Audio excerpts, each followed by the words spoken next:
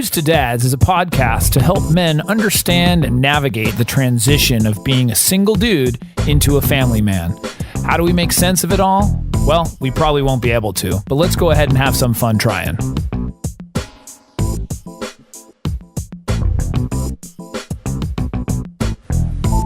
And we are back. We are back. I'm Jason Kreidman. I'm Alan Bush. And this is Dudes to Dads. Again. It's every time it's Dudes to Dads. It has not changed. It's happening again? We've thought about changing it, but we've always said, no, it's too good. It's too good. It's too good. Yeah. And our listeners, how do you say subscribe? No, it's not even subscribership. It is listenership. What's the word? Yeah, listenership. It just keeps increasing, which is awesome. And people from all over different countries. It's just so cool to see. Yeah. You know, it's funny. I would always call them readers in previous podcasts. And it's like, doesn't make any sense. What are they reading? They're reading with their ears. Google Translate. Yeah. Or exactly. what you were just talking before this about the ability to just transcribe stuff. I know. Technology, man, is out of control. It is crazy. So you doing well? Things are good. Good week? Good week. Yeah, spent some time with family back east. That was really cool. Yeah, very good. Family is always good. Always good. Refreshes you, gets you energized. Yeah, for sure. No, it was much needed. I really appreciated it a lot. So that's cool. And I'm from a town. So it's different when you come back to the city and you go back to a town. It's like, oh, this is like a lot more quaint. This is cool. Yeah. And I actually really appreciate all these trees. Right. That is awesome. And you can wave to people because you knew them. Yeah. Yeah. I saw one of my classmates apparently owns the pizza place I used to go to. Oh, right on. And he bought it from the guy who actually passed away or whatever, but they were going to change it and he just kept it the same. And I was like, I know that guy. I think he went to my high school. Sure enough, someone told me, Peter, he owns it. And I'm like, oh, yeah. Shout out to Peter. Shout out to Peter. Did he give you a free slice? Paul's Pizza. No, he kind of recognized me and I kind of recognized him, but we didn't say anything, you know. Well, we're looking for sponsors. Paul's Pizza, if you're listening. There you go. Today's episode is episode 131. Uh-huh. The biggest parenting mistakes dads make. Oh, okay. Well, I mean, believe it or not, we dads are not always perfect. I know it's hard to believe because you just think that every dad is perfect. Infallible. We can't do anything wrong. But I think it's important to identify your mistakes so that you can work on them. Sure. You know, and so that you can, I don't want to use the word fix, although that's probably a good word. More accurate. Because men will relate to that. But identifying where we make mistakes and what we do that could potentially negatively impact our kids. Sure. And so here are 10 parenting mistakes that dads make in no particular order. Okay. Okay, good. The number one. Yeah, exactly. No, they're not in any order. So the first one is leaving the parenting up to the mom. Yes. That's pretty obvious. It's called neglect. Well, no, not even that. I think what happens is, especially as you have a baby or a very young child, is that oftentimes in traditional roles, the mom will spend more time with the child. Sure. And the dad feels comfortable with that because he knows they're in good hands and they're I'm making the money and the wife is taking care of the child. Yeah, traditional. I bring home the bacon and you put it in the front. Yeah, and then traditionally, a lot of the quote parenting aspects are left up to the mom. Now, traditionally, they will say, well, some of the discipline, because you say, wait till your father gets home, is up to the dad. But as far as like the other parenting and the teaching and the learning and the affection and a lot of which we'll talk about, a lot of that stuff, I think. That's a mistake that some dads do, thinking that, hey, at least that parent is there when they really do need the dad. Yeah. So that's the first one.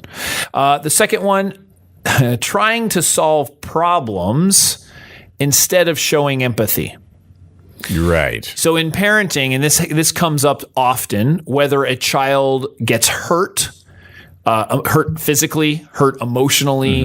They're starting to cry. And of course, the dad comes over and says, you're not bleeding, stand up, or whatever. You're not bleeding, stand up. It's a mistake. They really do need to show empathy for the child. It's a really, really important thing is to show empathy. And it's a running motif of the show. It is. And firsthand, I have experience the power of empathy with not only my children, but with my friends or my spouse or whatever, that it's just such a crucial communications tool. It's just so crucial. And the ability to put yourself in somebody else's shoes, not try to solve their problem, but say, you know what?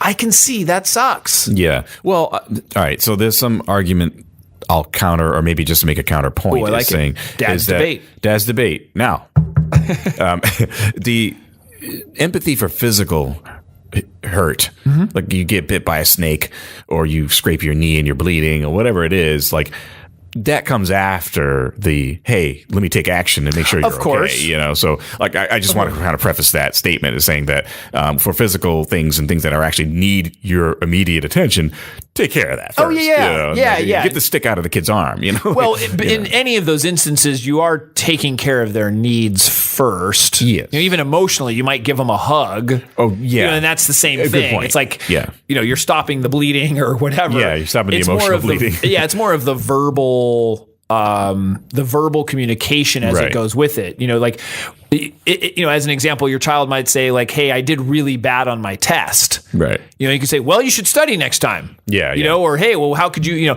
you might be able to say, well, instead of like, how could you do better? Right. You say, are you happy with that? Yeah. You know, and then what if they say yes? You say, okay, well then. Yeah. Yeah. And especially when the kid is, or anyone really is just sad for the, you know, for maybe they're upset by something or something happened to school, whatever it is. And you don't have to solve their problem. Maybe you should punch that kid in the head, you know, like, or maybe you should tell the teacher nothing or whatever it is. Like, we give advice though when it's not asked. Yeah. Like unsolicited is kind of, it becomes kind like, well, why don't you, like, you know, my children might say something like, well, you know, this person wasn't being very nice on the playground or something. Yeah. If my response is like, well, why didn't you talk to them and tell them how you felt? Or, you know, that's not going to help them versus, oh, that doesn't sound very nice. Yeah. Yeah. You know? And asking, well, what happened? What prompted that? Right. You know, and that's sort of the follow up to that. Exactly. So don't try to solve everyone's problems, especially your spouses. Just listen to them. Number 3, not providing enough affection. Mm-hmm. So that is a big mistake that that dads do. Yeah. Thinking that you know, it's the mom that's warm and fuzzy when the reality is that affection from their father is really important. Yeah. And I think you're good with that and you're progressive in that thinking, quote unquote progressive. But you're right. There's still some hard, fast dads out there that are kind of distant when it comes to providing affection. Well, yeah, it also, you know, it has to do with their own childhood, mm-hmm. you know? And I think too, I have noticed where there are times where I catch myself being more distant. Mm-hmm. And so I have to consciously make, because I'm not just like by nature, I'm not really affectionate. You know, it's just not, I would say I'm not that way by default. Right. And so I notice where I actually have to make the effort to be more affectionate with my kids, or where I say, you know, hey, come over here and sit down, or I'll go over to them and put my arm around them, or so. And so it's a conscious thing. Yeah. That I actually will need to do that. And I notice that when I am like that, my children respond back the same way. Right. That they are actually then, you know, because I can notice times where I'm like, wow, my children haven't come and sat next to me in a while, you know, but that's me. I have to check myself and say, hey, am I doing what I need to be doing? Yeah. So, yeah. For sure. Number 4, not spending enough quality time with their kids. Mm-hmm. So and notice I didn't say quality or quantity. I didn't say enough time. I think it's about quality time. Yeah. You know, and we have talked about how the quality of the time is more important than the quantity. And so what happens is we're busy, we've got other stuff going on, and we think, hey, we're going to go and watch their sporting event. Mm-hmm. And then we're in our phone the whole time. You know, and you better believe that child is looking over at you when they're about up to bat, and you're looking down at your phone. Right. That's not paying attention to your child. Right. And so those kinds of things, I do think affect the quality of the time, mm-hmm. you know? And so giving them sort of your undivided attention in certain stints, mm-hmm. Is really impactful. For sure. Number 5, doing too much for the kids, not thinking that they're capable. Or not even thinking that they're not capable, but just doing too much for them. And so we had some discussion about mistakes. So that could be, you know, getting them dressed when they're old enough to do it themselves, making their food for them when they're old enough to get it themselves, cleaning up after them, they're old enough to do it themselves. Just those kinds of things that I think dads, I mean, of course, a lot of these apply to moms too, but parenting mistakes for the dads is just doing too much for the kids. Yeah. And that can be their way of showing love. It could be they don't think the child's capable. It's like, oh, they're too young. They can't handle that. Yeah. Right. But no, really, they can. Yeah. They're totally capable. No, for sure. Yeah. So that's a good one. Number 6, living vicariously through their children. So that could be music, sports, their education, whatever. But, kind of checking themselves and saying, when you're at it, let's say it's a sporting event and you're cheering and you're going crazy for it. It's like, are you happy for them? Really? Right. Or is it your... Like, I'm proud. Your missed high school football days. Yeah. That's my kid, and he's doing good. You're trying to relive. So I think that's a mistake that a lot of people make, is trying to live, or look at these like dance moms they had on television, those kinds of things. Yeah. You just got to be careful that you're not doing this for yourself. You're watching and participating with your child because it's for them. Yeah. You have to do that. Do you, I know with your kids, they do a variety of activities, which is great because they do like martial arts. And, not a ton, but martial arts. But they both do sports and martial arts, and it's fun. And, I think they like it. They enjoy it. I have this thing about when I have kids, because I play music, but I didn't learn anything until I got to like in my late 20s. Right. That I even had any musical talent, and I still kind of have a little bit. Yeah. But I make music now and made the theme song. Right. But I almost want my kids to at least take music class. Yeah. And learn an instrument or learn a second language almost. And that's in a weird way because I feel like I should have had that. Yeah. So I don't know if we kind of vicariously doing that. Yeah, or is that... but some of it, I mean, those kinds of things are important. I mean, and one of the things you learn too is like you have the choice. You can introduce your kids to all these things. Mm-hmm. You can say, hey, I put you in a music class, and then your kid will fight it. Mm-hmm. And it totally depends on age too. Or you ask them, and you're saying, hey, here's 5 things. Are you interested in any of these? Yeah. And if they're like, no, well, you might need to find a 6th, 7th, or 8th one. Yeah, right. But also they might be interested based on the fact that you're interested in it. So if they're watching you as they grow, and you are an athletic person, or like my wife and I exercise. So I'm guessing my kids, and I see that already, they have not a desire, but sort of it's just a natural. They're like, oh yeah, of course I'm going to exercise, because that's what our family does. Right, exactly. Not to say that always happens, but if your team, or if you guys are always around the basketball court, there's a likelihood that the child's going to play basketball. For sure. It doesn't, not for sure. Yeah. So I think music and those kinds of things are the same way. Arts, all kinds of stuff. Yeah. That when they are exposed to it, and then you have a tendency, obviously, to get them into it. Right. But they start also having their own opinions. Yeah, of course. And if they deviate, I totally get it. I'm not saying you got to do it until you're 27. No, I think it's great to introduce them to multiple things. I mean, languages and arts and music and culture and all kinds of stuff that they can get exposed to, and then they can decide like, hey, is that something interesting or not? You know, like, I mean, even with my kids, if they'd said, I don't want to do martial arts anymore, I'm not going to, hey, you have to, right? Yeah. I mean, if you've committed to a certain amount of time or a certain, like they want to get to their black belt or whatever, that's something that you might want them to stick to, and you have to do that. But in many cases, you just kind of roll with it, and you want to see what, where their interest lies, and kind of allow them to do that as an individual. So yeah, for sure. So let's see. Number 7, aggressive punishment. I don't know how to term that. Put that way, but that could be yelling, spanking. Yeah. I think dads have a tendency to be more aggressive, thinking that that's how they can get their point across. I had a nice discussion earlier today about spanking. It was quite interesting with the person who was for it because it worked on them. Yeah. Meaning like they had the fear that they were going to get in trouble and spanked so that they didn't do stuff. Right. And that was quite a good argument or debate. Yeah. But, aggressive punishment doesn't, it's been proven. It's that it might be short term. It might even be long term that it can work, if you will. It does or makes the behavior that you want, but is it in the best way? Yeah, and I think that's a good point. Like, I mean, I've seen both sides of the camp work, quote unquote, but the one aggressive, especially when it comes to like physical abuse, and if you want to coin it that way, that tends to leave emotional scars. Right. And I think that's part of the problem with that is that like, I'm not a big fan of bratty kids. Yeah. At some point it's like, look, I'm stronger than you. You better settle down. But if the bratty kid, it's the parent. It's the parent letting that happen. Allow that to happen. That's my thing. Is that like you can discipline your kids without being aggressive, and when you're too lenient in both regards, then it becomes like then the kid permissive thinks you can do it. parenting. Yeah, right. Permissive is almost as bad. Right. It's not to rope your kids in here, but they're not bratty. They're good kids, from what I know. Yeah. Just they're polite and they were, because we're aggressive with them.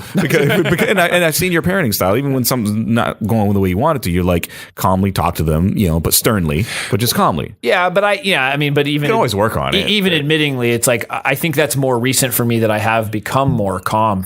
Doing this and understanding how to parent better. Yeah. Because when you don't have the tools, yelling and getting upset is just one of the tools that you use because you don't have other tools. Yeah, everything becomes a nail type of thing. Yeah, I mean everything. I have a hammer. Something's got to get. Yeah, and I've got my bad days. I mean, I'm human, but it's learning. Okay, you know what? You just gave me a great idea for another podcast. So, hammer and the nail complex. No, it's like anger management. That's probably a good topic. I think it's a great topic. And so, I'm going to prepare for that. I think it's just important to be mindful of how aggressive you are because they are watching, and and mimic. And they will mimic it. Now, hey, if you want your kids to be aggressive, then you don't care. Then that's how it is. But train them to be. Just not sure that we need that in our society. You want kids being jerks? Right. Go ahead and do it. So that one's good. Number 8, expectations are too high. And that's something definitely I can identify with that I had to put myself in check because I have these expectations of myself, of my family, of my kids, all these people, and it's not fair. Yeah. In many instances, it's not fair. And it's not even fair to myself, putting my own expectations on myself. Sure.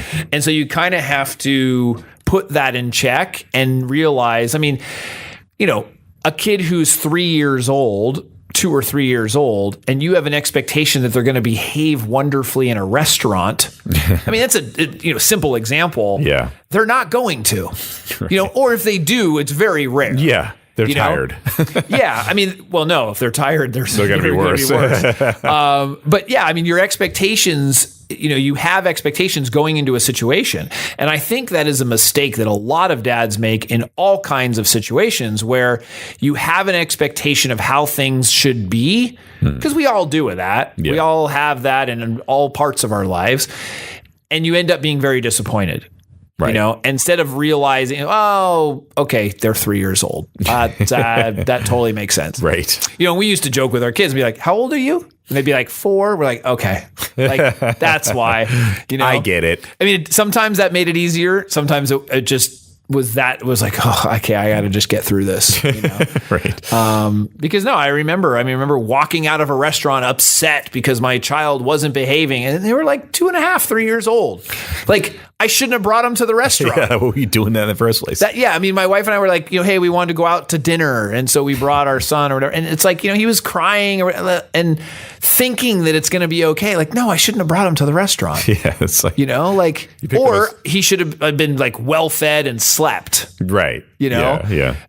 That's on me. That's not the fault of a 3-year-old, So it's just kind of funny how that all works. And so my expectations definitely were too high. And so that's a big mistake. Right. I know. Yeah. Oh, good fun. Number 9, underestimating their child. And I think, not so much like that they're not capable of things to do by themselves, but some of it but just in general of underestimating the I mean, I guess that's what it is. But I was thinking of it more in like, let's say school or sports or talent or anything like that, where we're like, no, they're not going to be able to do that, or, and I've been guilty of that, where just because you think of the child's personality or something like, oh, they're definitely not going to be able to stay over there by themselves. They're going to be totally scared. Yeah. And then they're like, nope, I'm good, Dad. Oh, yeah. Fine. Scared of what? Right. And so that's the same kind of thing of the expectations, but you're underestimating their ability to handle something. Yeah. And I think that's a big mistake too. Instead of just, and granted, we do it because we try to preempt a situation, or like we know there's going to be a problem. And it's like, yeah. And it comes along the line of like trying to protect them and make sure everything's okay. So you take care of things for them. It's kind of like a jump off from what you were saying earlier. Yeah. And then the last one, and this is a big one for dads, and I see this a lot because I go camping and I do other things with groups of dads. Yeah. They don't really regulate their food or candy intake very well. Mm-hmm. I think dads are worse than moms. I don't know. At least that's what I've seen in my experience. And that can be because the dad himself doesn't care too much, about like what's going into his body. Sure.